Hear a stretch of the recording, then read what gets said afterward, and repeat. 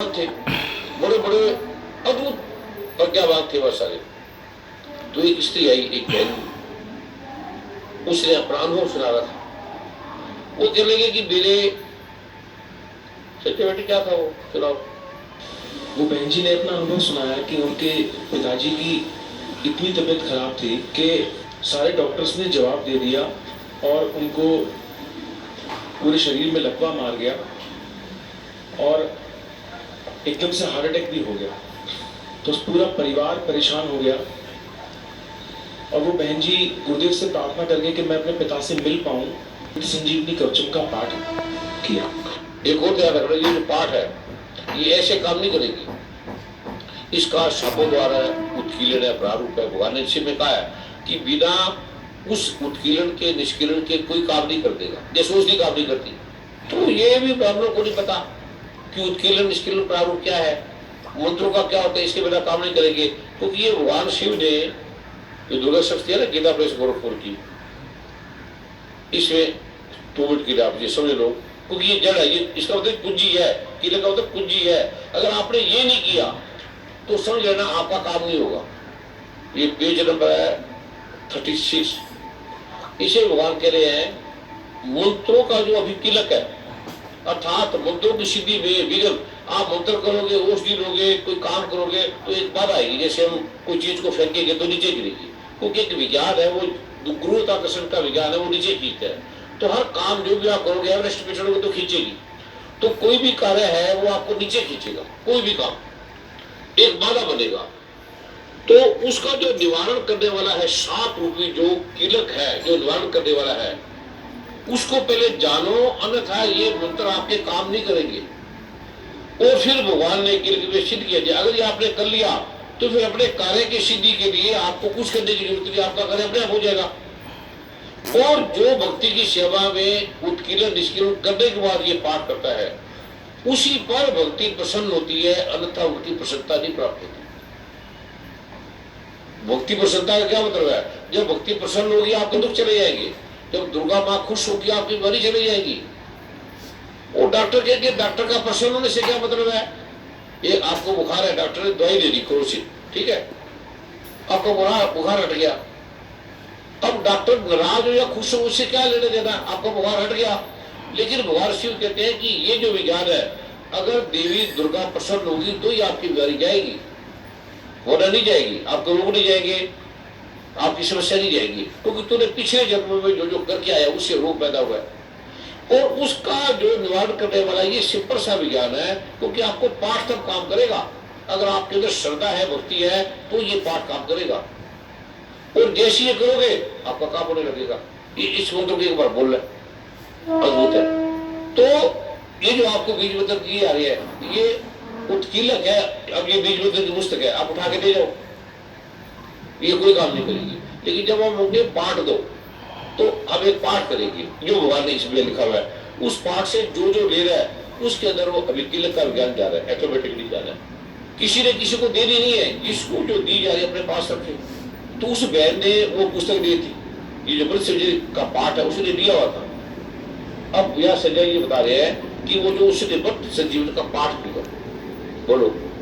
तो उन्होंने मृत संजीवनी कवचम का पाठ किया और जो अभिमंत्रित जल की बोतल थी, वो औषधि थी, वो उन्होंने अपने पिताजी को अभिमंत्रित जल पिलाया।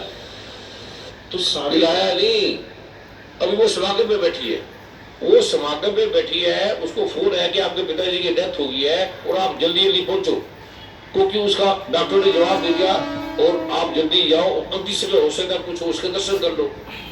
तो उसने वही समागम से उठते ही उसका पाठ किया 5 बार, चलते चलते रास्ते में पाठ करते करते। उसको 1 घंटे बाद फोन आता है कि आपके पिता तो रोग से भी मुक्त हो गए और ठीक होते बैठे खा पी रहे हैं, क्योंकि भगवान शिव ने खुद कहा है।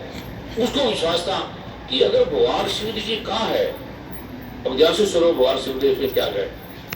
भगवान शिव ने कहा, हे पार्वती, मैंने ये दुर्लभ कवच का पाठ का आपको कहा, एकाग्र होकर सुनो। जो इसका पाठ करता है या सुनता है या औरों को सुनाता है, वह अकाल मृत्यु से विजयी होकर पूर्ण आयु प्राप्त करता है, पूर्ण आयु प्राप्त करेगा। यदि कोई मरणासन व्यक्ति है, मरने वाला है, बंदे के कगार में खड़ा हुआ है, उसके शरीर को छूकर इसका पाठ कर ले तो वह मरणासन प्राणी पूरे जीवित हो जाता है और फिर वह आदि व्याधि से मुक्त हो जाता है और मृत्यु के मुख में गए हुए प्राणी को यह वत्स जीवित प्रदान करता है और वह व्यक्ति जो इसका पाठ करता है मानव में उत्तम होकर अनिमा सिद्धि को प्राप्त करता है और फिर वह 16 वर्ष की आयु की तरह शक्तिशाली हो जाए। अब व्यक्ति तो दूर है, पिता दूर है, उसने का पिता दूर है तो मैं भाव से करती हूँ, उसका भाव देखो, उसकी श्रद्धा देखो, उसकी भक्ति देखो। वो भूल गई कि हाथ लगाना है, उसको पिता लगे जैसे मेरे पिता मेरे पास ही तो है, जैसे माँ कहती मेरे बेटा मेरे पास ही तो है। माँ को आता है फिल्म, उसकी बेटी दूर भी है तो उसे दूर महसूस नहीं करती, कहता पास ही तो है। दिल्ली बम्बे कलकत्ता वो कहती मेरे पास है, मेरे अंदर है।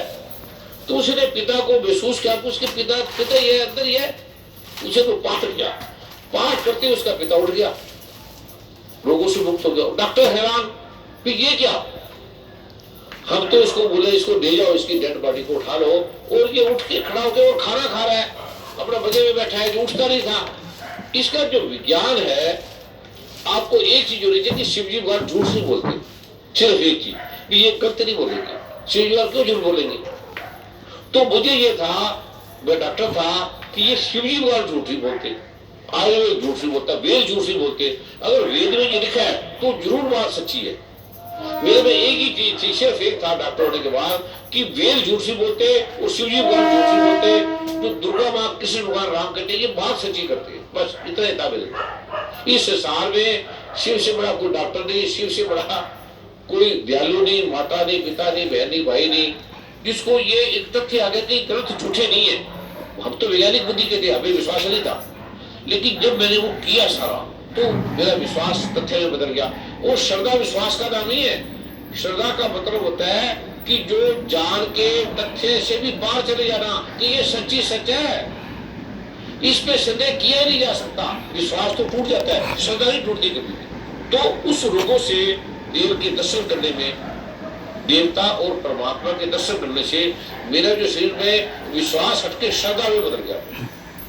ये तथ्य है, ये गलत नहीं हो सकता, और चाहे गलत बोले पर ये तथ्य आ गया इनका पूरा। मैं बोलने लगा, ठीक होने लगे लोग। तो आज जो मैं आपको देने जा रहा हूं, जिसका उत्कीर्ण निष्कीर्ण मंत्र देने जा रहा हूं, वो कल ऐसा अद्भुत विज्ञान है कि आप कुछ भी कर सकते हो, कुछ भी जो सोचोगे वो हो सकते हो। आप कल्पना भी नहीं कर सकते क्या हो सकता है, क्योंकि वो मैं देने जा रहा हूं जो मैंने अभी दिया नहीं, और इसी किताब में लिखा है जो आपको दिया है। और इसके मैं एक सार गुप्त रहस्य बताऊंगा, बड़ा गुप्त रहस्य जो किसी को नहीं बताया। और ये जब तक कोई नहीं समझेगा वो भी सुखी नहीं हो सकते। विज्ञान भी कोई काम का नहीं है, विज्ञान एक पहलू में काम का है, लेकिन दूसरे पहलू में सुखी आनंदित नहीं हो सकते। जो शिव है, ये नहीं कि एवरेस्ट पे बैठे या कैलाश पर्वत पे बैठे।